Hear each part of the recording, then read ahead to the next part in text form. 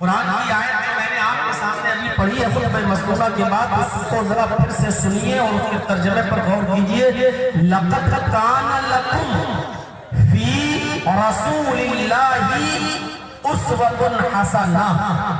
تمہارے لیے رسول اللہ صلی اللہ علیہ وسلم کی زندگی میں ایک بہترین نمونہ ہے، بہترین آئیڈیل ہے. یعنی اللہ تبارک و تعالیٰ نے اپنے نبی کی زندگی کا کوئی ایک گوشہ ہمارے لیے آئیڈیل اور نمونہ اور ماڈل نہیں بنایا ہے، بلکہ پوری زندگی کو آئیڈیل بنایا ہے، پوری زندگی کو ماڈل بنایا ہے.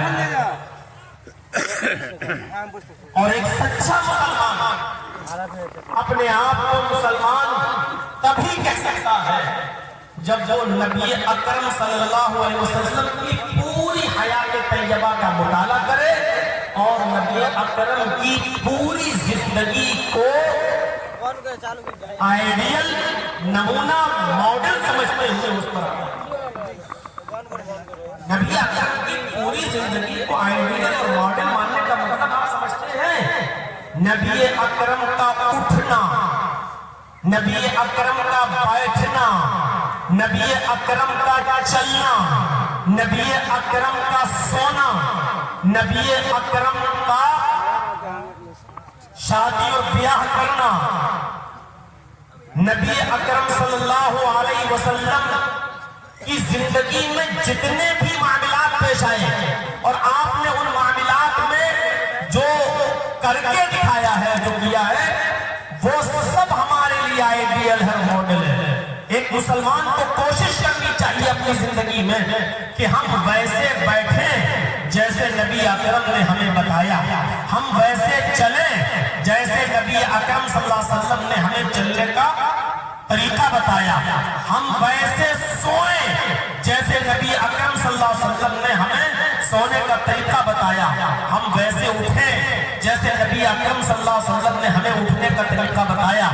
ہم اپنی زندگی میں اپنے بچوں کی، اپنے بیٹوں کی اور اپنی بیٹیوں کی شادیاں جب کریں تو ویسا کریں جو سبق ہمیں جناب محمد رسول اللہ صلی اللہ علیہ وسلم نے ہمیں دیا اور سکھایا. بیماروں کی ہم بیمار کرسی ویسے کریں جیسے محمد رسول اللہ نے ہمیں بتایا. یتیموں کے ساتھ کیا سلوک ہونا چاہیے، بیواؤں کے ساتھ ہمارا کیا برتاؤ ہونا چاہیے، پڑوسیوں کے ساتھ ہمارا کیا سلوک ہونا چاہیے، اگر ہمارے پڑوس میں غیر مسلم رہتے ہیں تو ان کے ساتھ ہمارا رویہ کیا ہونا چاہیے، امیروں کے ساتھ ہمارا رویہ کیا ہونا چاہیے، غریبوں کے ساتھ ہمارا رویہ کیا ہونا چاہیے، مسلمانوں کے ساتھ ہمارا رویہ کیا ہونا چاہیے، غیر مسلموں کے ساتھ ہمارا رویہ کیا ہونا چاہیے، جانوروں کے ساتھ ہمارا رویہ کیا ہونا چاہیے. الغرض یہ کہ نبی اکرم کی پوری زندگی کو اللہ تبارک و تعالیٰ نے ہمارے اور آپ کے لیے آئیڈیل اور نمونہ بنایا. اور تصور کریں یہیں سے اور سوچیں یہیں سے کہ جب نبی اکرم کا اٹھنا، بیٹھنا، لیٹنا، سونا، جاگنا، کھانا، پینا، شادی، بیاہ، یہاں تک کہ پیشاب و پائخانہ کرنا، یہ تمام طریقے ہمارے لیے آئیڈیل اور ماڈل ہیں اور نمونے ہیں. تو عبادات کا معاملہ تو اور زیادہ اونچا اٹھتا ہے. پھر نماز میں، روزے میں، حج میں، زکوٰۃ میں اور عبادیات کا جتنا بھی معاملہ آتا ہے، ان تمام چیزوں میں تو ہمیں نبی اکرم صلی اللہ علیہ وسلم کو اور زیادہ فالو کرنا ہے، اور زیادہ نبی اکرم صلی اللہ علیہ وسلم کی زندگی کو آئیڈیل اور ماڈل ماننا ہے اور اسی پر عمل کرنا ہے. اب ہمیں نماز پڑھنا نہیں ہے، نماز اس وقت پڑھنا ہے جو وقت نبی اکرم صلی اللہ علیہ وسلم نے ہمیں نماز پڑھنے کا بتایا ہے. ہمیں نماز کی تعداد بڑھانا نہیں ہے، گھٹانا بھی نہیں ہے، ہمیں نمازیں اتنی پڑھنا ہے جتنی جناب محمد رسول اللہ صلی اللہ علیہ وسلم نے ہمیں بتائی ہیں. اب جھگڑا ہمیں اس بات میں نہیں کرنا ہے کہ تمہاری نماز کا طریقہ یہ ہے اور ہماری نماز کا طریقہ یہ ہے. اب ہمیں نماز اس طریقے پہ پڑھنا ہے جس طریقے پر اللہ کے نبی نے کہا تھا کہ صلو کما رأیتمونی اصلی، تم نماز بالکل اسی طرح پڑھو جس طرح تم مجھے دیکھتے ہو نماز پڑھتے ہوئے. نماز میں، روزے میں، حج میں، زکوٰۃ میں، عبادیات کے جتنے بھی معاملات ہیں صلی اللہ علیہ وسلم کی زندگی کو بھی ہمیں آئیڈیل ماننا ہے، بلکہ یہ بدرجے اولا۔ آئیے ایک ایک چیز پر ہم نظر ڈالیں۔ آپ اسی جلسے کو لے لیجیے، کیا یہ اتنا بڑا جلسہ جو نوجوانوں نے بڑی محنت و مشقت کر کے کیا ہے اور اتنا بڑا انتظام کیا ہے، کیا اس جلسے کو آپ کہہ سکتے ہیں کہ ہم اس اجلاس کو بالکل اسی طریقے پر کر رہے ہیں جس طریقے پر جناب محمد رسول اللہ صلی اللہ علیہ وسلم کے زمانے میں ہوتا تھا؟ صرف اگر اسی چیز پر اگر ہم اپنی پوری 1.5 گھنٹے کی 2 گھنٹے کی تقریر اگر کر دیں تو ابھی آپ برا مان جائیں گے اور اٹھ جائیں گے اور کہیں گے کہ مولانا صاحب اگر ہم نے غلط کیا ہے تو اللہ کے رسول بھی پوری رات دن سے نہیں کیا کرتے تھے، آپ تو ابھی تیرے میرے پہ آ جائیں۔ بھائی بہت اچھے لوگ ہیں، آپ لوگ مان جائیے، مت بولیے، تھوڑا سا شور شرابہ بند کر دیجیے، سنجیدگی سے سمجھائیے، خاموش رہیے۔ آپ کی آواز یہاں تک آ رہی ہے، بات پیچھے چلے جائیے، کوئی اعتراض نہیں ہے۔ تو ہمیں ہر چیز پر دیکھنا ہے کہ اللہ کے نبی صلی اللہ علیہ وسلم کی زندگی ہمارے لیے کیسے آئیڈیل اور نمونہ ہے۔ کھانے میں دیکھ لیجیے آپ کیسے کھاتے تھے، کیا ہم اور ہمارے بچے اس طریقے سے کھا رہے ہیں؟ بچوں کی تعلیم و تربیت پر ہم دیکھ لیں کہ ہم اپنے بچوں کو کیا اسی طریقے سے تعلیم دے رہے ہیں جیسے اللہ کے نبی صلی اللہ علیہ وسلم نے دی ہے؟ بیوی کے ساتھ کس طریقے سے رہا جائے، کیا ہم اپنی بیوی کے رہن سہن سے آپ اندازہ لگائیں اور اپنے گھر میں رہ کر دیکھیں کیا آپ کا طریقہ اپنی بیوی کے ساتھ ویسا ہی ہے جیسے اللہ کے نبی صلی اللہ علیہ وسلم کا تھا اپنی بیویوں کے ساتھ؟ اور کیا بیویوں کا طریقہ وہی ہے اپنے نبی صلی اللہ علیہ وسلم آپ کے ساتھ رہنے کا جو اللہ کے نبی صلی اللہ علیہ وسلم کی بیویوں کا تھا؟ کیا ہماری عورتیں اسی طریقے پر رہ رہی ہیں؟ بہت وسیع موضوع ہے، کہاں سے شروع کروں اور کہاں پر شروع کروں یہ بڑا مشکل ہے۔ کون سی چیز بتاؤں؟ نبی اکرم کے بچپنے سے شروع کروں، نبی اکرم کی جوانی سے شروع کروں، نبی اکرم کے بڑھاپے سے شروع کروں، یا نبی اکرم کی زندگی کے آخری حالات سے شروع کروں؟ میرے بھائیوں کہاں سے شروع کروں اور کہاں پہ ختم کروں؟ اتنا وسیع موضوع ہے۔ نبی اکرم کی پیدائش سے لے کر 40 سالہ وہ زندگی جو نبوت سے پہلے کی تھی وہ بتائیں آپ کے سامنے، یا نبی اکرم کی وہ زندگی جو 40 سال کے بعد 63 سال تک نبی بننے نبوت کے بعد کی زندگی تھی 23 سالہ، وہ آپ کے سامنے رکھوں؟ اور 23 سالہ زندگی میں 13 سال جو مکے میں رہے وہ زندگی آپ کے سامنے رکھوں؟ یا 10 سال مدینے میں آپ رہے اور وہاں کیسے رہے وہ زندگی آپ کے سامنے رکھوں؟ میرے بھائیوں بڑا کشمکش میں پڑ جاتا ہے سیرت کا طالب علم، اس کے لیے بڑی مشکل ہو جاتی ہے وہ نبی اکرم کی زندگی کے کہاں سے اس کو شروع کرے اور کہاں پہ ختم کرے۔ بدرجہ اولا ہے عبادیات کے معاملے میں، جھگڑے ختم کریے آج کے زمانے میں۔ اللہ تعالیٰ نے کہا کہ ہم نے تمہارے لیے رسول اللہ صلی اللہ علیہ وسلم کی زندگی میں ایک بہترین نمونہ رکھا ہے۔ رسول اللہ کی پوری زندگی ہم نے تمہارے لیے آئیڈیل اور نمونہ بنایا ہے۔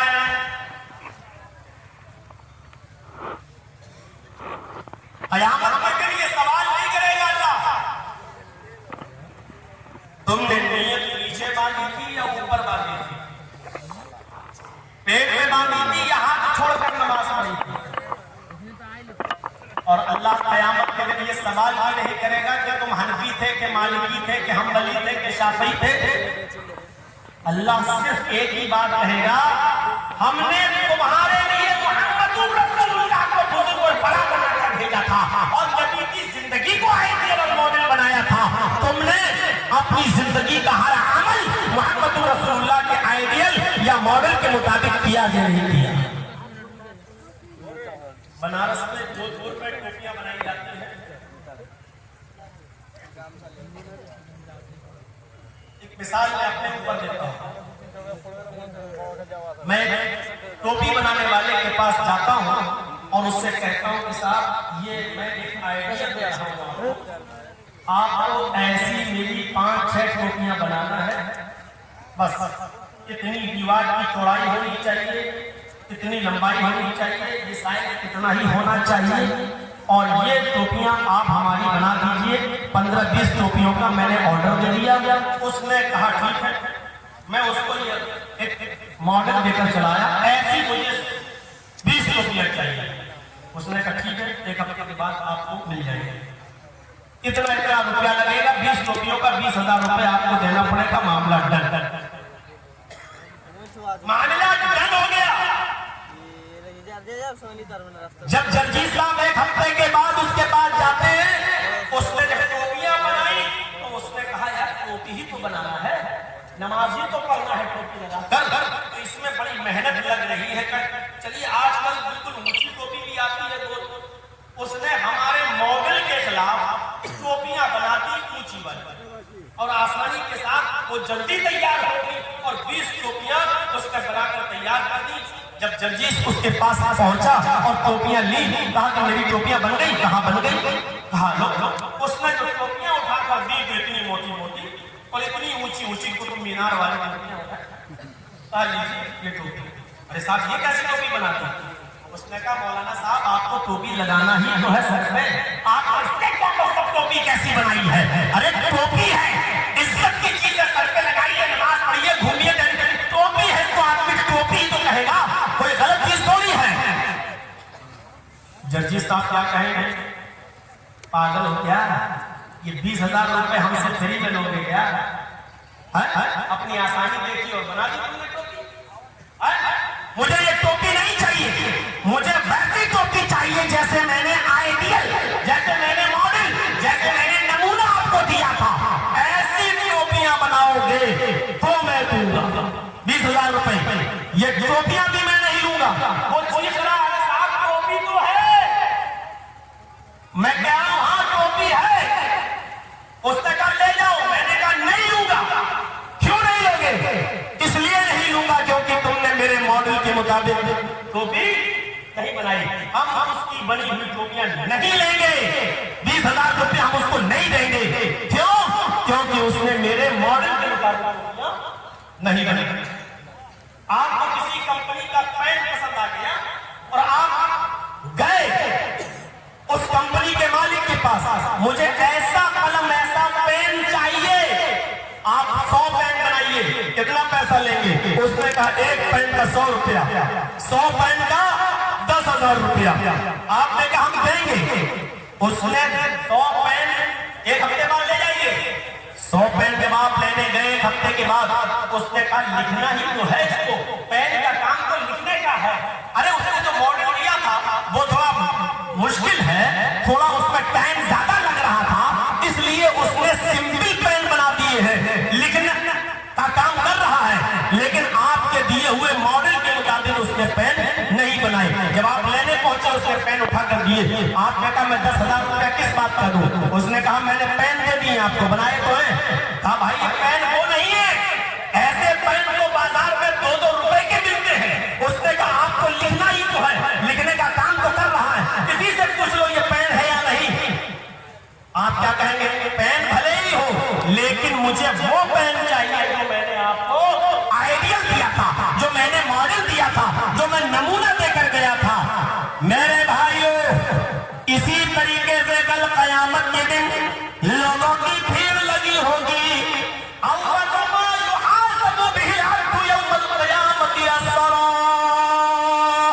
कयामत के दिन सबसे पहले जो हिसाब किताब अल्लाह के यहाँ होगा, मैदान महशर में जो हमसे सबसे पहले हिसाब किताब लिया जाए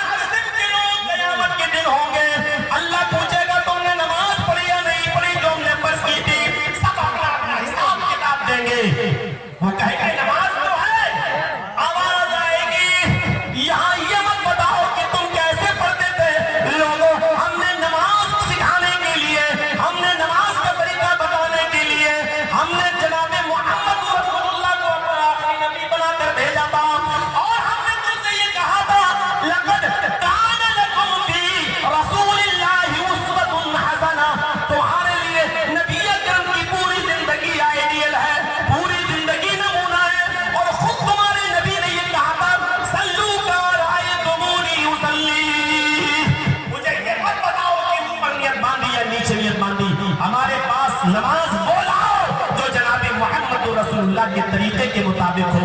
हमारे पास नमाज वो हम पास करेंगे और उस नमाज को कबूल करेंगे जो हमारे नबी जनाब मोहम्मद रसूलुल्लाह के आइडियल और मॉडल के मुताबिक होगी। ये हमारी और आपकी तरफ से ये जो नमाजियां हैं, इधर बांधो तब भी हो जाती है, इधर बांधो तब भी हो जाती है, इधर बांधो तब भी हो जाती है, ये हमारी कयासाराइयां हैं कि चार इमाम चारों पर किसी ने ऊपर बांधी, किसी ने नीचे बांधी। अल्लाह ने न चार इमाम भेजे न हजारों बुजुर्ग भेजे, अल्लाह ने सबसे बड़ा बुजुर्ग जनाब मोहम्मद रसूलुल्लाह को बनाकर भेजा है और इबादत भी वही कबूल होगी जो जनाब मोहम्मद रसूलुल्लाह ने बताई है और जो तरीका नबी ने बताया है वही तरीका माना जाएगा। और जब नमाज नबी के तरीके पर पढ़ी गई होगी वही नमाज अल्लाह रब्बुल आलमीन कबूल करेगा। जैसे 2 रुपए का पेन भी पेन है और 1000 रुपए का पेन भी पेन है, लेकिन आप उस पेन को कबूल नहीं करते जो आपके मॉडल के मुताबिक नहीं बनाया गया, अल्लाह उस नमाज को कबूल नहीं करेगा। मोहम्मद रसूलुल्लाह के मॉडल के खिलाफ है या नबी के तरीके के खिलाफ है। हर चीज में इबादत और इबादत में तरीका नबी आगे होगा।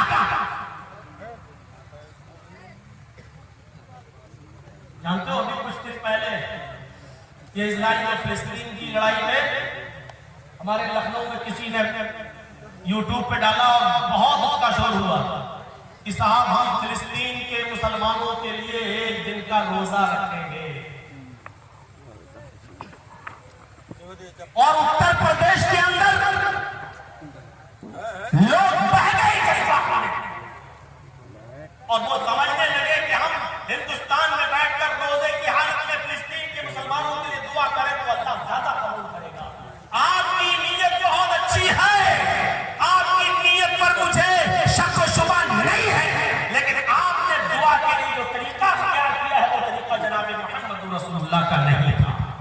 आपने कभी किसी कौम के लिए दुआ अगर करना चाहिए तो उसके लिए आपने कोई रोजा नहीं रखा और रोजा रखकर आपने किसी कौम के लिए दुआ नहीं कराई है। इसलिए मेरे भाइयों दुआ करने का हक है आपका, आप दुआ कीजिए, लेकिन उस दुआ के लिए सबको आप हुक्म दें कि आप जुमे के दिन रोजा रखें। जबकि अल्लाह के नबी ने नफली रोजा जुमे के दिन खास कर जुमे के दिन को मुतय्यन करके रखने को मना फरमाया है कि आप कोई भी नफली रोजा जुमे के दिन मुतय्यन करके आप नहीं रख सकते कि मैं जुमे के दिन का रोजा रखूंगा। तो मेरे प्यारे साथियों, और यहाँ कुछ नीम मुल्ला ऐलान करते हैं अपने फेसबुक पर और पूरे उत्तर प्रदेश में फैलाते हैं कि फला तारीख में जुमे के दिन रोजे की हालत में अपनी मस्जिदों में जमा हुई और फिलिस्तीन के मुसलमानों के लिए दुआ कीजिए। मेरे भाइयों, दुआ का कहना तो जायज है, कह सकते हैं आप, लेकिन दुआ के लिए जो तरीका आप इस्तेमाल कर रहे हैं कि सबको रोजा रखवाया जाए, ये तरीका नबी अकरम के उसूल, ज़ाब्ते, आइडियल और मॉडल के खिलाफ है। इसीलिए हर इबादत में नबी अकरम का तरीका देखा जाएगा कि नबी अकरम का तरीका